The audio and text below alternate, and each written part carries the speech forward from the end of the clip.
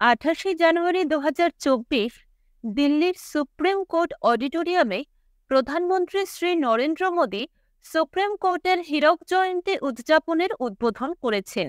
এর সাথে সাথে তিনি citizen centric information and technology ইনিশিয়েটিভগুলিরও উদ্বোধন করেছেন, যার মধ্যে রয়েছে digital Supreme Court reports DGSCR, digital court 2.0 এবং সুপ্রিম কোর্টের জন্য নতুন একটি ওয়েবসাইট।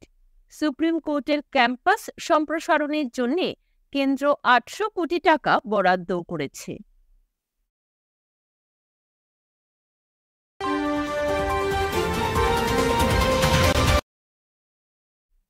আঠাশে জানুয়ারি 2024 আসামের ডিব্রুগড়ের দিহিং খাম্পি ঘাটে 100 শয্যা বিশিষ্ট একটি yoga and naturopathy hospital the Central Research Institute of yoga and নিউরোপ্যাথির ভিত্তিপ্রস্তর স্থাপন করলেন the Union Minister of AYUSH and ports, shipping and waterways Shri Sarbananda Sonowal এবং আসামের মুখ্যমন্ত্রী ডক্টর হিমন্ত বিশ্ব শর্মা। 15 একর বা 45 বিঘা জমির উপর নির্মিত এই হসপিটালে প্রায় 100 কোটি টাকা বিনিয়োগ করা হয়েছে।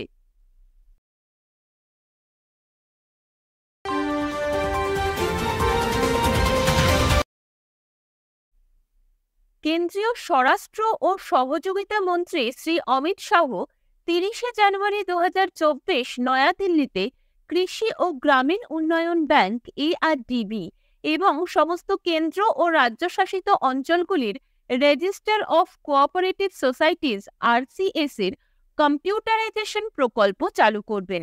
এই কর্মসূচি ন্যাশনাল কোঅপারেটিভ ডেভেলপমেন্ট কর্পোরেশনের সহযোগিতায় সমবায় মন্ত্রণালয় আয়োজন করেছে। সমস্ত কেন্দ্র ও রাজ্যশাসিত অঞ্চলগুলির ARDB এবং RCS অফিসগুলির কম্পিউটারাইজেশন হল প্রধানমন্ত্রী শ্রী নরেন্দ্র মোদীর সহকার সে সমৃদ্ধির দৃষ্টিভঙ্গি বাস্তবায়নের জন্য সহযোগিতা মন্ত্রকে নেওয়া একটি গুরুত্বপূর্ণ পদক্ষেপ।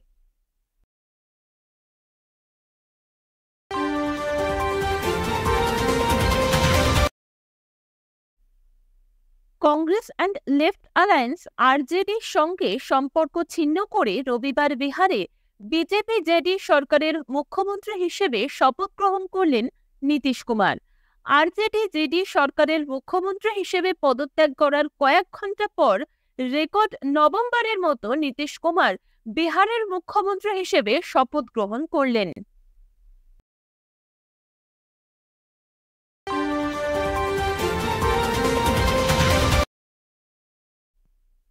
কার্যক্রমে রাজনৈতিক হস্তক্ষেপের কারণে গত বছর নভেম্বরে cricket global governing body Sri Lanka cricket SLC-কে suspend করে এবং পরবর্তীতে সেই দেশে নির্ধারিত আন্ডার-19 ওয়ার্ল্ড কাপও স্থানান্তরিত করে দক্ষিণ আফ্রিকায়। এই স্থগিতাদেশের বিরুদ্ধে SLC 21 নভেম্বর ICC-তে অ্যাপিল করলে ICC বা ইন্টারন্যাশনাল ক্রিকেট কাউন্সিল রবিবার তাৎক্ষণিকভাবে তাদের উপর থেকে এই নিষেধাজ্ঞা তুলে নেয়।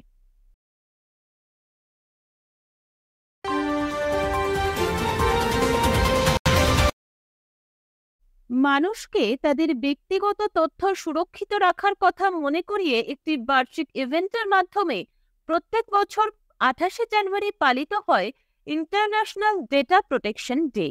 ডেটা সম্পর্কে সচেতনতা, গোপনীয়তা রক্ষা ও সুরক্ষার সর্বোত্তম অনুশীলন প্রচার করা হয় দিনটির মাধ্যমে। 2024 সালে ডেটা প্রোটেকশন ডের থিম হল take control of your data. দিনটি বর্তমানে United States, Canada, Qatar, Nigeria, Israel সহ বিশ্বের 47টি দেশে পালন করা হয়।